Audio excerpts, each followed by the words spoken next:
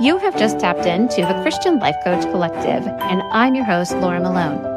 I'm here to equip and encourage coaches in skills, business, personal life, and faith. I believe you're already 100% worthy and capable, and you're called for such a time as this. So let's get you walking it out with courage and confidence so you can be an amazing coach who sees transformation and great results in both your life and the lives around you. Let's get started. Today, I want to talk about a lie that might be keeping you on the sidelines instead of building what God's calling you to build. And it sounds like this. I have to have a big launch. That's what I hear them, see them telling me to do. I must have a beautiful, perfect website. I have to have this perfectly built out coaching program. All the bells and whistles have to be in place before I can even begin. I'm telling you, it is just not true.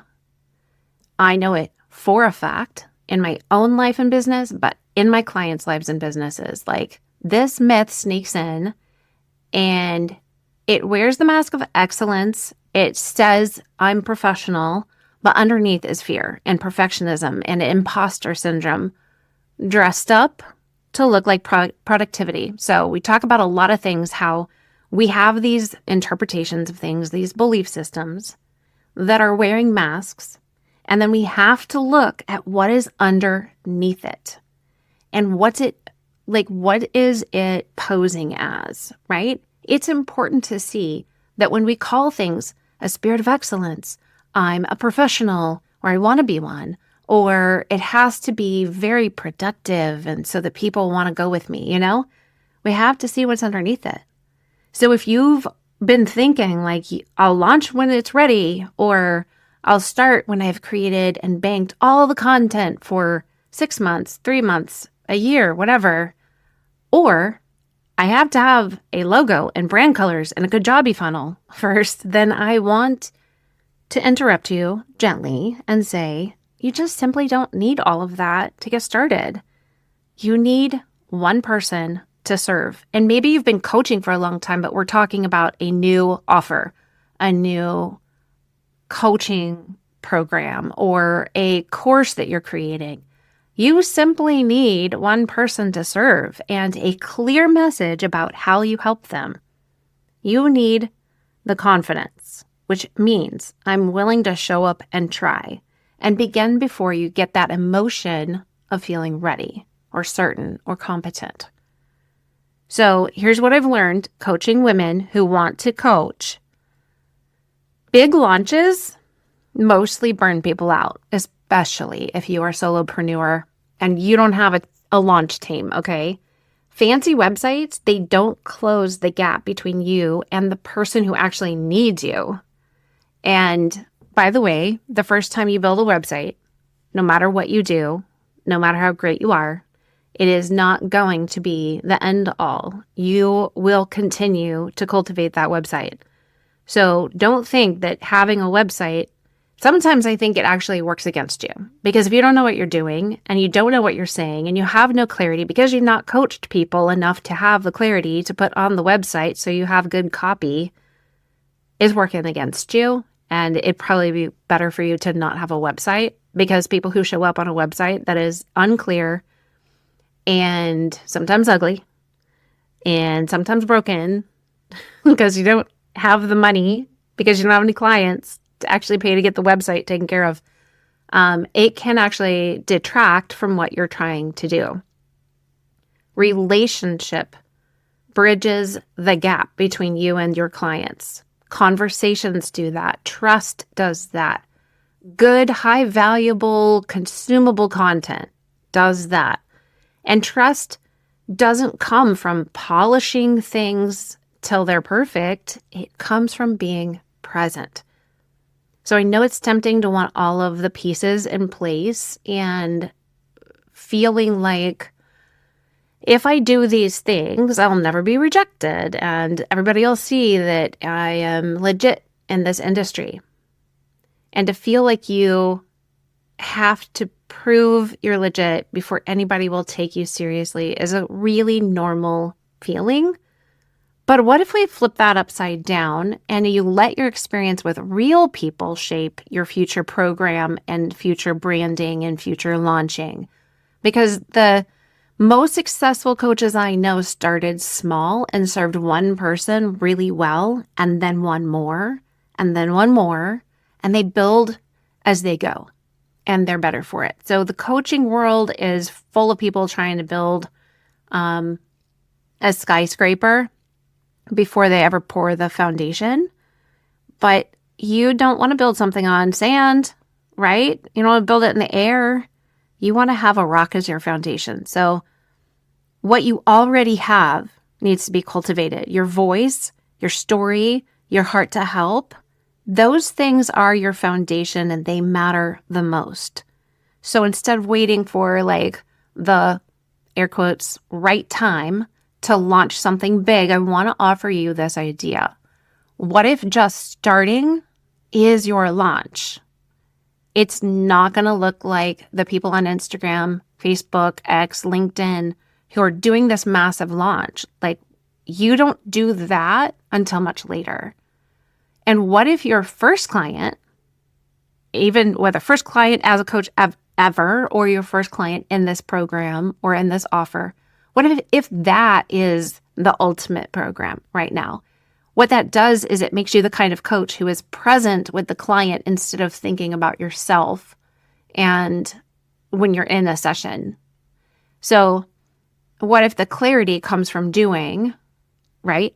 Clarity comes from action instead of thinking about the perfect plan. So I don't want you to miss the joy of all the beginning because you're trying to work so hard to make it all so impressive because nobody else is paying attention to whether you're impressive or not. That's you. You're thinking about being impressive to yourself and proving things to yourself. And you need to coach yourself through it and ask yourself, like, what am I trying to prove to myself? Start simple. Serve someone really well as you can right now, knowing what you know, and then build that from there. And if it feels too small or too slow for your inner achiever, I want to remind you that small is where God does a lot of his best work. And Jesus didn't start with a massive stage and 1 million people in an auditorium or a stadium. He started with a table of 12 people. He built personal connection. He spent time. He developed trust, and he encouraged and created transformation. You want to be like Jesus? Do that. You don't need 10,000 followers or even 1,000. I don't have that because I'm not focused on that. You don't need a launch team or a brand photo shoot. You just need obedience, humility, teachability, and the courage to say, I know this is really hard. I know it's really hard. You might need to write this down. I'm willing to look a little unpolished while I'm just being faithful. Can you say that to yourself? Like, coach yourself. Look into your eyes in the mirror and walk yourself, use the thought ladder, move towards this. I am willing to look a little unpolished while I'm just taking faithful steps. So if you've been stuck in this cycle of over-researching anything, all your platforms and your ideas and reworking your niche statement and your elevator pitch or waiting for somebody to tell you that you're official enough and they believe in you, this is your moment because you are the one who gets to name the season you're in and the one who gets to say, this is my beginning and it's good, because beginnings are allowed to be scrappy and experimental, and they're allowed to be quiet and enjoy the sound of crickets. Yay! It means you did something and you're waiting to be responded to. That's awesome. You will get a response, but be patient. Your beginnings are allowed to be kind of like this deeply sacred place for your own soul, but also really beautifully messy inside and out. And the truth is that when you wait to be impressive, you miss the invitation and the opportunity to be impactful. because people are not waiting for your perfection. They just need you to be present and available and willing to sit with them in their story while you are still writing yours. Put that on a sticky note. Say it to the mirror. I'm willing to sit with other people in their story that's in process while my story is still in process. And I want to be honest, like your story, I know that I've had a lot of people, especially in the beginning, working together, that say like, I need a website. And I understand it, and I've coached a lot of people through it. I'm just going to say your story and voice is not more powerful once it's on a website, once it's in that perfect bio. It's not more powerful then. It is powerful when you clarify it and declare it anywhere, at any time, in any way. It becomes powerful the moment you decide to tell the truth about what you've walked through, why you care, how you can help other people, what you know. So let this one right now be the moment where you stop waiting to look like a coach and you start living and acting like one. Post that thing you're thinking about and send the message to the person that you keep thinking about and worrying about, or offer the session or the package or the program or the course or the offer of whatever. Just start with doing the one thing with the one person and let your obedience build the room that you're going to walk into one day with confidence, not because it was all polished and perfect, but because you lived it out. You started acting like a coach, and it was all surrendered, not perfected. That is the life we live. We are going for a surrendered life, not a perfected one. And I recommend that you give that same motto to your business. A surrendered business, not a perfect one. A surrendered beginning, not a perfect one. Go for it. It's so powerful. It releases you. I give you permission right now to just be surrendered and not be perfected, not be impressive. I'm not looking for you to be impressive. And I would say, if I asked any one of my clients, current or past, if they thought it was more important for me to be perfect or impressive, or just for me to be accessible, available, and present. And I guarantee that the latter is what they would say, because I'm just showing up and doing the best that I can right now. And I have grown as I've gone. And if I had waited, well, we wouldn't be on episode 304 right now if I had waited, because I still would never have had enough, and I would never have been enough if I had stopped and said, I'm just going to think about this for a long time till I feel ready, till I feel competent, till I feel certain. No, confidence is the willingness to show up and try. And in the beginning, you need confidence to show, which is you willing to look less polished, to be unimpressive, to be beautifully messy in your beginning, and keep trying. And when you fail and it doesn't go the way you wanted it to, because it's not going to, then you do it again. And over time, that result culminates in a legacy of growth. And it makes you a better coach, and it makes you a better business owner. And it builds your confidence and trust in the Lord and in what He can do as you walk humbly, teachably, in obedience, and you just start walking in faith. You will find over time that all these things are possible, and you're going to figure out how to move into it, and you're going to grow into the person that you need to be. But you have to define who is that person? Who's the coach that I want to be? The one who waited forever and put so much pressure on myself? Or do I want to be the coach who tried, who showed up, who got present and became available and started pouring out into people and do it in any way possible and test it all out and experiment and trust God that He is with you, He's for you, and so am I. So you need help? Book a session. Don't be scared. Go to the website, check the show notes, go book a session. I'm very available and I'm very affordable because this is my ministry to you, to help you become the person who creates impact and income so you can do the things that you're called to do.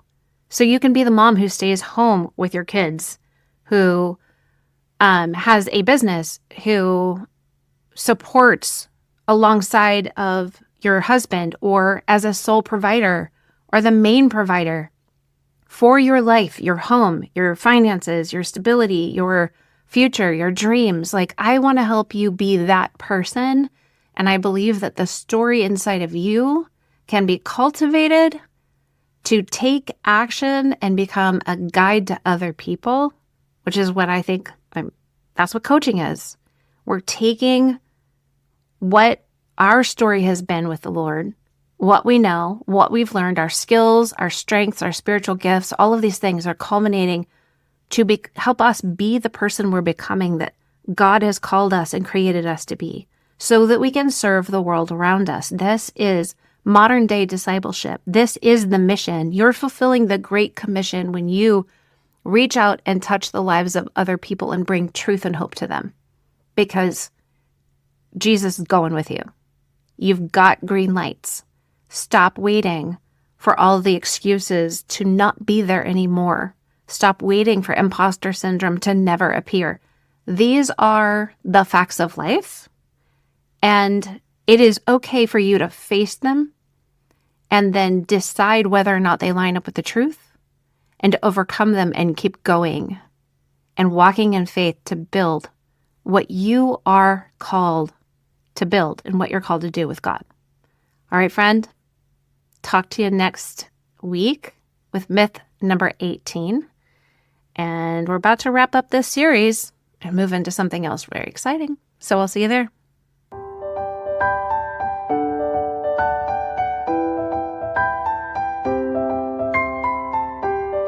Thanks for listening. For more coaching resources and to learn how to work with me, head to sterlingandstonementoring.com or click the link in the show notes.